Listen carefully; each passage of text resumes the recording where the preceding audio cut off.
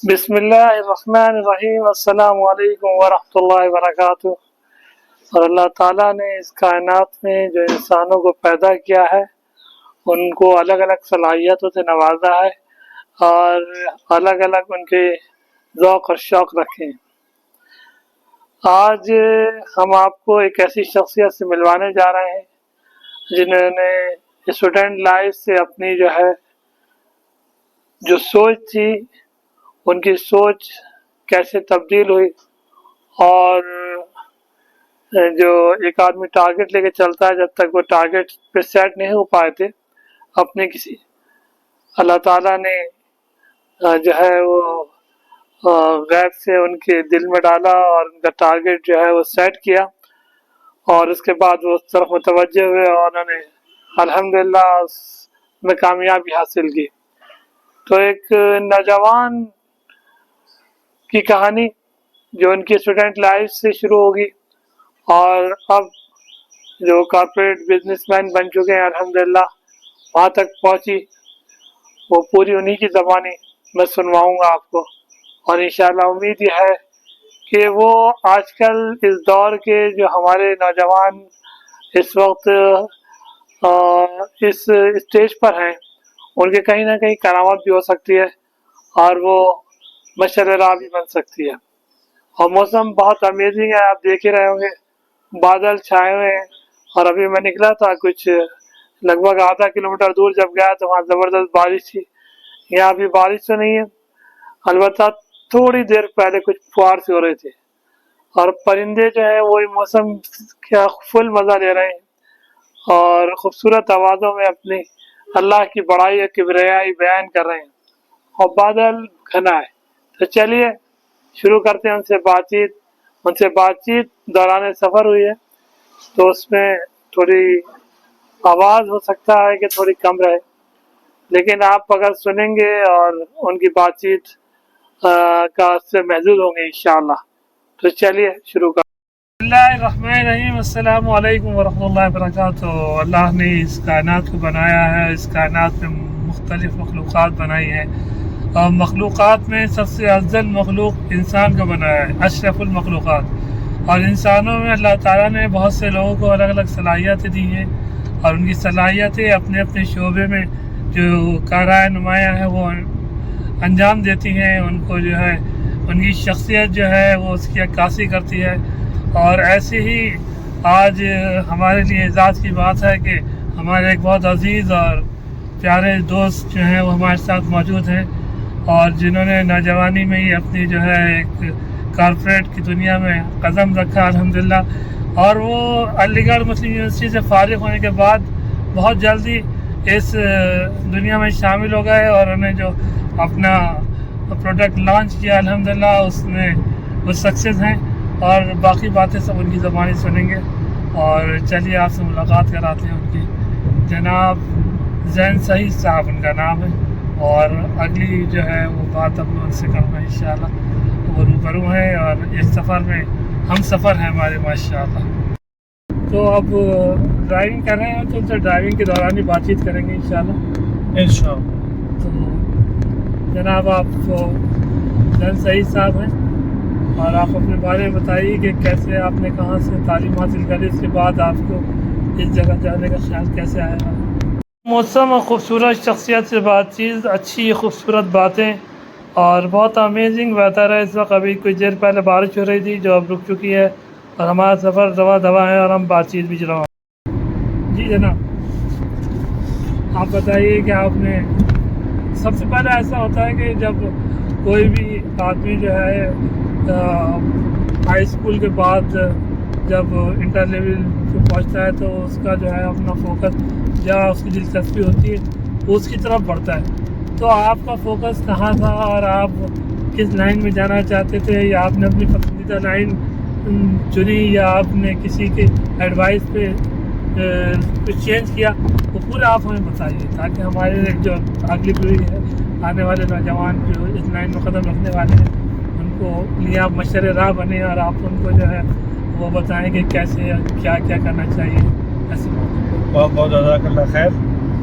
पहली बात तो ये है कि मेरी उर्दू इतनी अच्छी नहीं है माशाल्लाह जितनी आपकी है, और अल्फाजों में आगे पीछे हो सकता है, तो I will be very fluent in my कोई बात, लैंग्वेजेस, कोई इंग्लिश, हिंदी और उर्दू। हाँ, तो साहब हुआ ऐसे कि सन 2017 में अल्हम्दुलिल्लाह हमारा एडमिशन अलीगढ़ मुस्लिम यूनिवर्सिटी में हुआ, और उससे पहले हम ज़ेर तालीम थे national public school new Delhi के अंदर।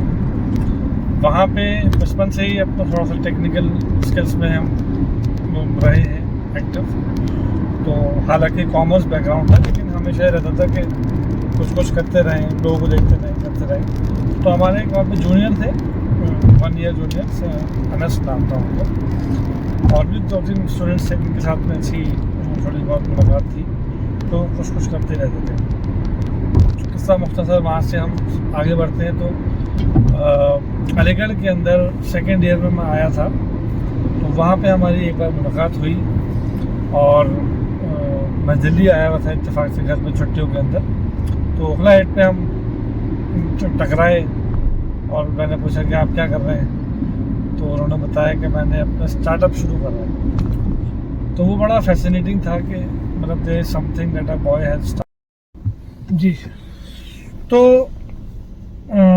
हमने अपना ओखला हेड पे थे, एक उनसे सवाल करा कि आप क्या करते हैं, तो उन्होंने बताया कि मैं अभी स्टार्टअप में आया हूँ, मैंने अपना एक स्टार्टअप स्टार्ट करा है।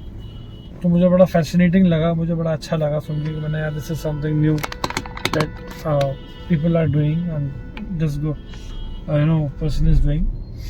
तो मैंने कहा ठीक है भाई, मुझे मतलब अच्छा लग रहा है, आप बताइए मैं क्या कर सकता हूँ, किस तरीके से आपके उसमें हेल्प कर सकता हूँ। तो ये साइड के आप मुझे इसको बढ़ाने में हेल्प कर सकते हैं, मार्केटिंग में हेल्प कर सकते हैं, मुझे मार्केटिंग के अपने को चाहिए टीम मेंबर।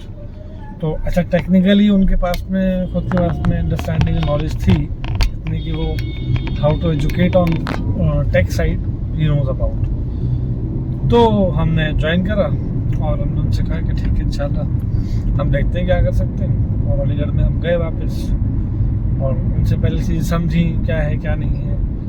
तो वहाँ पे जाके हमने फर्स्ट वर्कशॉप वहाँ पे अरेंज कराई, 30 बच्चों की वो वर्कशॉप हुई, उससे रेवेन्यू भी कुछ जनरेट हुआ। तो हमें उसके चैलेंजेस पता लगे, उस ड्यूरेशन में हमने क्लासेस भी बंक करी, बहुत कुछ हमने जो है वो अपना करा।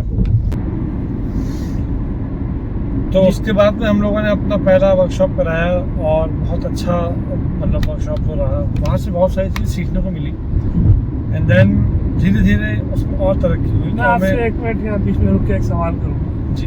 वर्कशॉप किसी पर्टिकुलर उसको लेके किया, मतलब किस ड्रोन्स को लेकर? ड्रोन आपके लिए बताया नहीं? अच्छा, हाँ। तो ड्रोन्स को लेके बेसिकली जो स्टार्टअप था वो ड्रोन्स एजुकेशन हाँ। को लेके था, और ये बड़ा फैसिनेटिंग था मेरे लिए कि there is something new in the industry which is evolving. उस वक्त तक ड्रोन्स का ऐसा कोई रोल प्ले नहीं हो रहा था, इम्पॉर्टेंट रोल, और एक नई टेक्नोलॉजी के हिसाब से लोग समझ रहे थे और कर रहे थे। तो हमने भी उसको इस तरीके से कि एक नई चीज़ है, और पढ़ाने के अंदर बहुत मज़ा आया, और पढ़ाने में के अंदर तो we conducted a 3-day workshop अपने पॉलिटेक्निक के बच्चों के लिए, और उनके अलीगढ़ के अंदर बहुत मज़ा आया वो करने में, उसको पूरा ऑर्गेनाइज करने में। तो वो that was the first workshop wholly and solely conducted by me, जिसमें जो टेक्निकल एस्पेक्ट्स है वो आनस ने खुद ने देखे, और जो वहाँ के हमारे ओवरऑल एस्पेक्ट्स थे, लोकेशन देखना, कहाँ पर होगी, परमिशन, स्टूडेंट्स को गैदर करना, उनसे रेवेन्यू कलेक्ट करना, तो वो एक बिग चैलेंज था, क्योंकि हम पहली बार कर रहे थे। तो बड़ा मज़ा आया जब वो सब कुछ करा। तो उसमें एक चीज़ समझ में आई कि we can do the management part good, because हमें अपने स्किल सेट से कुछ आइडिया हुआ, और उसी में फिर हम लोग अपना आगे चलते गए, और हमने कई सारे वर्कशॉप्स उसके बाद अच्छा, माफ कीजिएगा, इस दरमियान आपका जो तालीमी सिलसिला था वो भी चलता रहा? वो चलता रहा था साथ में, अल्हम्दुलिल्लाह वो चल रही थी। यूनिवर्सिटी में आप दोनों काम कर रहे हैं? यूनिवर्सिटी में तालीम चल रही थी, और उस तालीम के दौरान हम बीच बीच में थोड़ा सा कुछ छुट्टी लेके बंक करके, या फिर जो भी हमारे अपने एक्स्ट्रा आवर्स होते हैं उसको हमने कहीं और स्पेंड करने के बजाय इस पर स्पेंड कर रहे हैं कि focus towards business and startup. तो और बहुत कुछ सीखने को मिला उससे। फिर धीरे धीरे हम आगे बढ़े तो कोविड आ गया। कोविड, अब हमारा जो ईयर था वो 3rd ईयर कंप्लीट हो रहा था और उस वक्त तक थोड़ी बहुत वर्कशॉप्स और हो गई थी दिल्ली के बढ़िया अंदर। काय में कंप्लीट होना था? मेरा BA एजुकेशन ऑनर्स से मैंने अपना कंप्लीट करा है। तो 3rd ईयर में जब हम आ गए उस वक्त हमारे पास में कोविड आ गया। कोविड के बीच में और हमें टाइम मिल गया कि हम क्या करें। लेकिन जो वर्कशॉप होती थी वो एक बहुत इम्पोर्टेंट बात ही समझने वाली है कि वो ऑफलाइन मोड पे थी। तो ऑफलाइन जो मोड होता है वो हमारा बंद हो गया कोविड के चक्कर में, और जिसमें हम ड्रोन्स अपने सिखाते थे और प्रैक्टिकली आप जो है प्रैक्टिकली उनको बनवा के उसके बाद में उड़ाते थे, फ्लाई करते थे, वो डेमोंस्ट्रेशन चीज, करते थे। हाँ जी, वो चीज़ अब उसमें रुक गई। लोगों ने फिर अपना जो है वो शुरू नहीं करा, बल्कि हमने उसको रोका और ब्रेक दिया। ब्रेक दिया हमने उसको कि ये जो भी चीज़ें चल रही हैं इंशाल्लाह ख़त्म हो जाएंगी जल्दी। अब ना तो हमें इतना अंदाजा था कि ना ही दुनिया को अंदाजा था कि पेंडेमिक में कन्वर्ट हो जाएगा, और लेकिन उससे काफ़ी फ़ायदे भी हुए। मतलब पर्सनली अगर मैं अपनी बात करूँ हमारे लेवल पे, तो हमें टाइम मिल गया सोचने के लिए, समझने के लिए, सीखने के लिए। और हमने उस ड्यूरेशन में अपने कुछ इंक्यूबेशंस में, इंक्यूबेशन कहते हैं एक तरीके से प्रीलिमिनरी इंस्टीट्यूट्स के अंदर एक बिजनेस को डेवलप करने की बॉडी होती है, जहाँ पे यंग स्टूडेंट्स आते हैं और अपने आइडियाज़ को शेयर करते हैं। वहाँ पे आपको मेंटर्स मिलते हैं, डिस्कशन होता है, बाकायदा होते हैं, ठीक है, पढ़ाई मिलती है बिजनेस की। उसे एक टर्मिनोलॉजी में इंस्टीट्यूशन नए नए आइडियाज आते हैं, उस पर जो है इंक्यूबेशन कहते जी हैं। और इंक्यूबेशन जो है वो हॉस्पिटल्स में भी होता है, जहाँ पे बच्चे होते हैं, इंक्यूबेट जी। होते हैं। तो उसी से ये टर्म ड्राइव हुई कि आप बहुत डिसेंट स्टेज में होते हैं और आपको एक पूरी गाइडेंस मिलेगी। तो हमने भी उसी तरीके से अपने इंक्यूबेशन आइडेंटिफाई करा वर्चुअल, क्योंकि कोविड चल रहा था। तो IIT मंडी सबसे पहला हमारा इंक्यूबेशन सेंटर बना। हमें किसी ने रिकमेंड करा कि आप IIT मंडी को ज्वाइन करिए। कहीं से हम लोगों ने गूगल पे सर्च करके निकाला। अब IIT मंडी जो है उसमें हमने अपने जाके जब बताया कि हम ड्रोन्स बनाना चाहते हैं और ड्रोन्स की एजुकेशन देते हैं और इस फील्ड में हम अपना कुछ और आगे जाना चाहते हैं, तो उन्होंने हमसे ये कहा कि आप क्या करना चाहते हैं और अपना प्लान समझने के लिए। तो हमने अपना एक अनस के पास में बेसिकली आइडिया था, तो वो हमने पेपर पेन पे प्रेजेंट करा। फिर उसको पिच डेक हम लोगों ने प्रेजेंटेशन बनाई और वो हमने प्रेजेंट करके वहाँ पे इन शॉर्ट हमें वहाँ पे मिल गया, इंक्यूबेशन मिल गया। अब उस इंक्यूबेशन को मिलने के बाद में बड़ा अच्छा वहाँ पे एक लर्निंग हमें ये मिली कि उन्होंने ऑक्सफोर्ड के कुछ प्रोफेसर्स थे, उनसे हमें पढ़वाया और बहुत अच्छी, मतलब 3 महीने की रिगरस एकदम स्ट्रिक्ट कोचिंग उन्होंने हमें दी, फास्ट ट्रैक क्लासेस जिसे हम कह सकते हैं। और वहाँ से हमने सीखा बिजनेस डेवलपमेंट किस तरीके से होता है, क्या होता है। In the meanwhile, we have identified that there is a big space and big scope in product line as well. अब हम अपने प्रोडक्ट लाइन की तरफ बढ़ चुके थे और IP बेस्ड बिजनेस कैसे बनता है, IP क्या होती है, टेक्नोलॉजी कैसे ड्राइव होती है, टेक्नोलॉजी से बिजनेस कैसे बनता है, बिजनेस को हम कन्वर्ट कैसे करेंगे, ये सब चीज़ें हम साथ साथ सीख रहे थे। और हमने ड्यूरेशन, वक्त भी तेज़ी से बढ़ रहा है, सब कुछ सीखा और उसको साथ साथ इम्प्लीमेंट करते गए। और हमने अपनी 2021 में दूसरी कंपनी डाली जिसका नाम रखा इनॉड। ये नाम अपने आप में कितना अजीब और गरीब नाम है और इतना अच्छा नाम है कि कोई भी सुनता है तो उसको फैसिनेटिंग नेम है। और इस पर हमने बहुत मतलब टाइम लगाया, बहुत इस पर एनर्जी लगाई। काफ़ी लोगों से हमने इसको क्या कहते हैं, और ये नेम हमने नहीं लिया था, ये हमारे एक फ्रेंड है जिन्होंने हमें नाम सजेस्ट करता जब हमने पोल करा था इंस्टाग्राम पे कि we would like to get a new name for our new venture. तो उसमें एक हमारे सीनियर भी थे और एक हमारे दोस्त भी रहे हैं जिन्होंने पहले काफ़ी सपोर्ट करा है अनस को स्कूल टाइम में for some projects and all. उन्होंने ये नेम सजेस्ट करा। उस वक्त हमने इसको वन ऑफ द नेम्स अपने पास में रख लिया कि ठीक है, this is also good name, but उसको ऐसे फाइनलाइज नहीं करा। So we got almost 20 to 15 names और उसमें से हमने पोल लिया कि सबसे ज़्यादा नेम किस नेम पे वोट आता है, तो वो इस पे आया। और इसका कंसेप्ट ये है कि इट्स अपोजिट ऑफ ड्रोन। अभी आप अगर इसको पढ़ें तो ENORD DRON इससे पढ़ा जाता है। और पर्पस ये था कि हम कुछ उल्टा सीधा करना चाह रहे थे ड्रोन्स के अंदर, कुछ नया करना चाह रहे थे और कुछ ऐसी टेक्नोलॉजी को डेवलप करना चाह रहे थे जो थोड़ी सी अभी तक यूज़ नहीं हुई थी। तो ये नेम निकला कि उसको उल्टा कर दो, और एक सिंपल सा नेम है 4 वर्ड्स का, 5 वर्ड्स का, इट्स ब्यूटीफुल।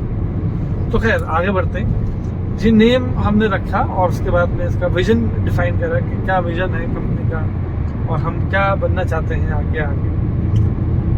तो कंपनी का विजन हम लोगों ने रखा क्रिएटिंग ईज। बेसिकली एविएशन पूरी इंडस्ट्री बहुत ज़्यादा कॉम्प्लेक्स है, आप लोगों को पता है।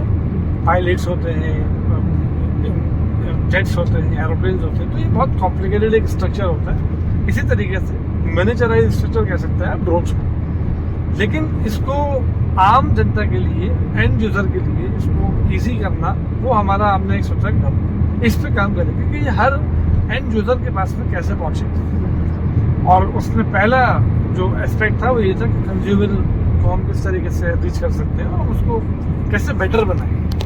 और उस वक्त हमने कोई टारगेट लेके चले जिसमें हमारे दिमाग में कोई ये नहीं था कि हमें डिफेंस में जाना है, कहाँ जाना है। हाँ, ये पता था कि डिफेंस की मार्केट अच्छी बड़ी मार्केट है और स्कोप भी है इसमें। तो बहरहाल इस तरीके से हमारी अपनी एक शुरू हुई जद्दोजहद। फिर हमारे टीम जुड़ती गई, जैसे शेयर में कह सकते हैं कि लोग जुड़ते गए, करना बढ़ता गया। तो अल्हम्दुलिल्लाह आज हम अपने 3-4 हमारे ऑफिसेज हैं। हमारा पहला ऑफिस आज भी अल्हम्दुलिल्लाह वहीं पर स्थापित है और वो है IIIT दिल्ली के अंदर। देन हमारा एक ऑफिस IIT मंडी में है और अभी रिसेंटली हम लोगों ने अपना एक मैन्युफैक्चरिंग सेटअप जो है वो जामिया में बनाया है। तो अभी हम करंट स्टेज जो है वो ये है कि we are majorly focusing toward defence से ऑर्डर्स और उनकी we are working on that direction. और टेक्नोलॉजी एस्पेक्ट पे अगर हम बात करें तो वी आर जस्ट स्टार्टेड। हमारी टेक्नोलॉजीज अभी डेवलप हो गई हैं। IP बेस्ड स्ट्रक्चरिंग है पूरी कंपनी की। तो पहले IP बनती है, फिर उसके बाद में हम प्रोडक्ट बनाते हैं, तो टेस्टिंग होती है। तो it's a long process and it's a tedious process. और साथ में अगर मैं आपको बताऊं कि फंड्स कैसे अरेंज हुए या फिर किस तरीके से हमने इसको ऑर्गेनाइज करा, तो ये भी एक काफ़ी मुश्किल एक तरीके से वो रहता है, प्रोसेस रहता है। You have to go through lot of different variables और इंशाल्लाह चीज़ें निकल के आती हैं, उसमें टाइम लगता है। और इंडिया में इस चीज़ को थोड़ा सा आम नहीं है ये कि लोग पेशेंट फंडिंग करें। लोगों को लगता है कि बस आज पैसा डाल नहीं, कल निकल जाएगा। तो जितने भी IP या टेक्नोलॉजी या डीप टेक बिजनेसेस हैं, उनमें एक अपनी एनर्जी लगती है, उसको टाइम लगता है उसको डेवलप होने। तो अभी हमारे इंडस्ट्री के अंदर भी हमें खुद को भी अभी टाइम चाहिए और अब टाइम ले रहे हैं। और इंशाअल्लाह ताला वक्त रहा और सब कुछ सही रहा तो एक अच्छा बिजनेस बनाने की दरकार है। और उम्मीद भी है कि इंशाअल्लाह with the right people we can grow with the right direction. तो ये है साहब थोड़ी सी हमारी कहानी। बाकी आप बताइए, और कोई सवाल? तो अब आप ये बताइए कि आप मतलब जो आप ड्रोन बना रहे हैं जी, तो वो आप असेंबल कर रहे हैं या पूरा सब मुकम्मल आपके ही सब कुछ बन रहा है इसमें? नहीं, इसमें मैन्युफैक्चरिंग हमारी पूरी अपनी है, लेकिन एक बात ये है कि हर चीज़ हम नहीं बनाते। फॉर एग्जांपल जो डिज़ाइनिंग है वो पूरी हमारी अपनी है, उसका जो चेसी स्ट्रक्चर होता है वो पूरा हमारा अपना है, ठीक है। मोटर्स जो हैं, जो प्रोपल्शन सिस्टम जिसे हम कहते हैं, वो हम अपने ट्रस्टेड पार्टनर्स से बनवाते हैं जो हमारे वेंडर्स हैं, और वो इंडिया में। हाँ, एक चीज़ ज़रूर है कि हम नॉन चाइनीज़ पे फोकस करते हैं, बिकॉज गवर्नमेंट ऑफ इंडिया की जो स्कीम्स हैं और जो उनकी पॉलिसीज़ हैं वो नॉन चाइनीज़ को प्रमोट करती है और चाइनीज़ आइटम्स को लेने से मना करती है। तो हम इंडिजीनियस और नॉन चाइनीज़ आइटम्स को यूज़ करते हुए बहुत सारी चीज़ें ऐसी हैं जो हमारी अपनी, कुछ एलिमेंट्स ऐसे हैं मेक इन इंडिया कंपोनेंट में है, वो हम नहीं बनाते। आप मेक इन इंडिया को फॉलो कर रहे हैं? जी, हम मेक इन इंडिया को फॉलो कर रहे हैं और मेक इन इंडिया को फॉलो करने के साथ साथ हम इंडिजीनियस पे फोकस कर रहे हैं कि हम अपनी चीज़ें कैसे डेवलप करें। तो ये है। तो आप ये बताइए कि अब आप इस शोबे में होते हैं तो आपको हर जगह जो है आजकल कंपटीशन बहुत है, वो चाहे वो नेशनल लेवल का हो या इंटरनेशनल लेवल का, तो आपको अपने जो आपका ये है बिजनेस जो भी है, तो उसमें भी आपको कहीं कंपटीशन मिलता है? बिल्कुल मिलता है साहब। और करंट स्टेट में जो चैलेंजेस हैं, मैं ये समझता हूँ कि कंपटीशन है, ये बहुत अच्छी बात है। इससे वैलिडेशन मिलती है हमारे इंडस्ट्री को, हमारे प्रोडक्ट को, हमें, कि हम जो कर रहे हैं उसमें और लोग भी इन्वॉल्व हैं, और उससे एक कॉन्फिडेंस बिल्डअप होता है। रही बात इस चीज़ की कि कितना आसान है, तो आसान नहीं है, इसमें टाइम लगता है, एनर्जी लगती है, और आपको कई बार सेम चीज़ को जस्टिफाई करना पड़ता है लोगों के सामने। तो I think it's a part of a process, I see it as a process. एक प्रोसेस के साथ समझ रखे तो उसमें हमें चैलेंज नहीं होता। हाँ, अगर मैं इसको प्रोसेस नहीं समझूंगा तो शायद मैं भी अभी तक इसमें से निकल चुका हूँ। तो ये एक बहुत इम्पोर्टेंट एलिमेंट आपने पूछा है, और ये ऐसे ही है। तो फिलहाल में आप मुतमईन हैं? अल्हम्दुलिल्लाह। मुल्क के हिसाब से ये जो आपने इस चीज़ को कि वो क्या कहना चाहिए, आप उसकी तरफ राग़िब हुए और उसको आपने एक, हम तो ये कहेंगे एक अचीवमेंट है आपके लिए जी। कि आपने जो ख्याल बनाया, एक सोच थी आपकी, अल्लाह ताला ने वो आपको जो है उसके बहुत से ज़रिए दिए, और आपको ऐसे ऐसे, जैसे आपने बताया कि वो आपके कोई दोस्त हैं अनस, उन्होंने वो मिले आपको, उसके बाद फिर उनसे आप इंस्पायर हुए, और उसके बाद फिर आप इस तरफ जो आपने कोशिश की और अपने जो है वो फिर यहाँ तक पहुँचे। तो इंडिया में ऐसा आम तौर से होता है या लोग इस तरह के कम वो इस तरफ जो है सोच पाते हैं? मतलब खाली मैं आपकी लाइन की बात नहीं कर रहा, आप स्टार्टअप में कह रहे हैं? हाँ जी। अब क्योंकि गवर्नमेंट ऑफ इंडिया का फोकस है तो काफ़ी चीज़ें लोग कर रहे हैं, लेकिन प्रॉब्लम ये है कि सही लोग मिलना, right people with right direction and right leadership is most important thing, I believe. And उसके साथ साथ कंपैटिबिलिटी बहुत इम्पॉर्टेंट है कि आपका विजन क्लियर है कि हमें करना क्या है। तो वो अगर आपके पास में क्लैरिटी है, then I think you can succeed. Otherwise हर आदमी को फेम चाहिए, हर आदमी को नेम चाहिए, उस फेम एंड नेम के पीछे पेन भी होता है। तो अगर आप फेम और नेम चाहिए तो आपको पेन भी चाहिए होगा, you have to bear that pain. तो अगर आप उस पेन को बेयर करने के लिए रेडी हैं, end of course you will be on the same similar track and you will also get all those name and fame. But in reality अगर मैं आपको बताऊं तो नेम एंड फेम बहुत बहुत आगे की चीज़ है। असल चीज़ है वर्क एंड कंटिन्यूअस वर्क। तो इसे हमारे उसमें कहा जाता है, हमने पढ़ा भी है, एजिलिटी एंड रेजिलियंस कहते हैं, that you have to follow. Agility मतलब हर चीज़ में ओपन होना। आज हम अगर कुछ कर रहे हैं तो उसको हम कल को चेंज कर सकते हैं ओवरनाइट। और रेजिलियंस कहते हैं कि हम कंसिस्टेंट हैं अपने वर्क को लेकर, without a doubt, without any hassles and you know any problems, we are working and we are just working continuously. अब उसमें कभी अच्छा लगता है, कभी बुरा लगता है, कभी फ्रेंड्स होते हैं, तो बहुत कुछ भी सुना भी है हमने कि तुम्हारी फील्ड का नहीं है, ये नहीं। मेन मतलब मैं ही समझ पा रहा हूँ आपका कि आप जो है अपना फोकस रखिए और वक्त के साथ जो चेंजेस आए उसको अडाप्ट करिए। हाँ, उसको आप करते रहिए। ऐसा नहीं है कि आप जो लकीर के फकीर बने रहे और उस पर जो है अपनी कोशिश रहेगा। तो मैंने आपको पहले बता दी, वो यही है कि आप अपना राइट कंपैटिबल पार्टनर हो और आपकी विजन क्लियर हो, तो इंशाल्लाह आप मुस्बत सोचो और आपको जो है वो राह दिखाने वाले सही मिल जाएं आपको, तो इंशाल्लाह आपको कामयाबी, साथ में काम करने वाले सही मिल जाए, कामयाबी मिलेगी। हालांकि एक बात मैं ये देखता हूँ, और आजकल बहुत ज़्यादा चूँकि सोशल मीडिया का दौर है और बहुत ज़्यादा जो है वो चीज़ें सामने आती रहती हैं सोशल मीडिया पे, कि आजकल जो है लोग चाहते हैं कि बस जल्दी से हो जाए जो काम भी हो, हाँ, कामयाबी भी जल्दी से मिल जाए। बिल्कुल। तो इस बारे में आपको क्या कहना है? मेरी इस बारे में राय ये है कि कोई भी चीज़ जो बहुत अच्छी दिख रही हो ना, उसमें हमेशा खोट होती है। तो ओवरनाइट जर्नी या big bubbles are always fascinating to see, but वो बबल है, इसीलिए वो बबल है, वो फट सकता है बहुत आराम से। इसमें एक मिसाल दी जाती है कि easy to build easy to crack. ठीक है, तो जो चीज़ आसानी से बन जाए वो आसानी से टूट भी सकती है। Yes. उसको कोई रिप्लेस भी कर सकता है। और उसी चीज़ में अगर आप मेहनत करते रहेंगे, उसको मेहनत से बनाएंगे, जिसमें आपको मुशक्कत हुई है और जिसमें आपने पेन और प्रॉब्लम्स लिए हैं, तो hard to build hard to crack. इसका अपोजिट ये है कि जितनी मुश्किल से कोई चीज़ बनती है उतना ही उसको मुश्किल होता है तोड़ना। तो अगर आपने कोई चीज़ बनाई है, ओवरनाइट बनाई है, तो कोई भी बना सकता है। ओवरनाइट नहीं बनाई है तो हर कोई नहीं बना सकता। हाँ, बन सकती है, उतना पेन बेयर करना पड़ेगा। आप कर लीजिए, आप उससे आगे निकल जाएंगे। तो उसके लिए वी आर ऑलवेज ओपन। आप मेहनत करिए, आगे बढ़िए, यही देश को तरक्की मिलेगी, यही देश को आगे लेके जाएगा। और हम पर्सनल गोल्स भी इसी तरीके से ड्राइव करते हैं कि कोई भी चीज़ आसानी से अगर किसी को मिल जाए तो उसका कोई वो वैल्यू नहीं हो पाती।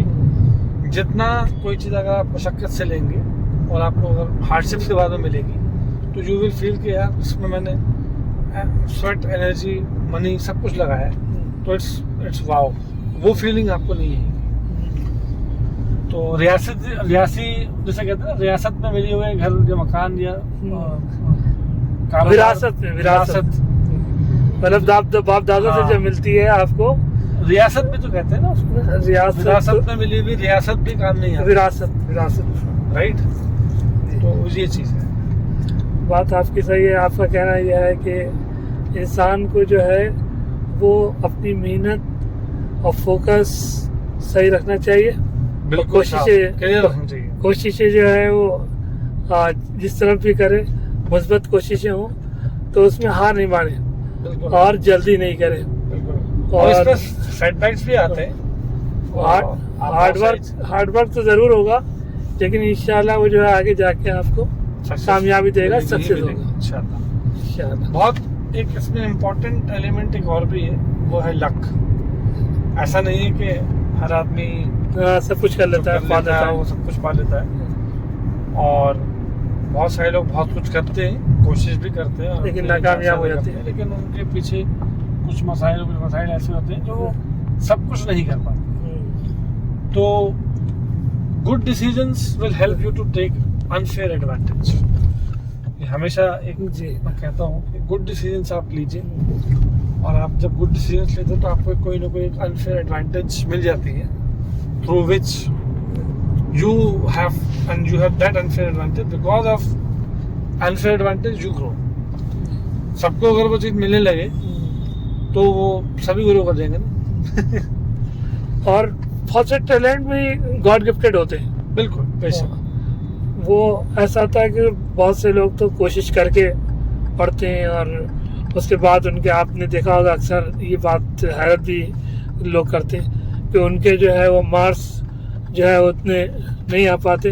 और कुछ लोग ऐसे होते हैं कि अल्लाह ताला ने उनकी दिमागी सलाहियत ऐसी बनाई हुई होती है और ऐसा कि वो उतनी कोशिश से नहीं पढ़ते, वो अपना ऑर्डिनरी जैसे होता है, लेकिन उनके मार्क्स जो है वो उनसे ज़्यादा आते हैं और उनसे ज़्यादा जो है कामयाबी हासिल करते हैं। ये भी है, सब कुछ है, ये सब चीज़ें सारी बातें हैं, लेकिन इसके साथ में एक चीज़ जो मैंने बोली बीच में, कंसिस्टेंसी और रेजिलियंस है।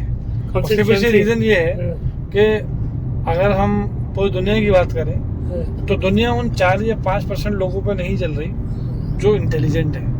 दुनिया चल रही है उन लोगों पे जो एवरेज है, जिनको एक जॉब एस्पेक्ट में आना है, जिनके पास में अपने बेसिक अंडरस्टैंडिंग है, और वो चलता है रेजिलियंस पे, कंटिन्यूस वर्किंग पे। आपको सुबह उठना है, काम करना है, फिर वापस आना है, फिर सुबह उठना, फिर काम करना है, फिर वापस आना है। तो दुनिया एक्चुअल में उनसे चल रही है। अब जिसने ये बात समझ ली तो वो आई थिंक सही डायरेक्शन में है, क्योंकि वो जो 4 या 5% लोग हैं ना, वो तो सिर्फ उनको मॉडरेट कर रहे हैं, वो एक्चुअल में कुछ कर नहीं रहे। उनका तो आइडिया है, लेकिन उसका एग्जीक्यूट एक्चुअल में कौन करवा रहा है? वो टीम है, वो लोग हैं जो एक्चुअल में रेजिलिएंट है, जो कंटिन्यूस वर्किंग में है, और वो उसको लीड कर रहा है।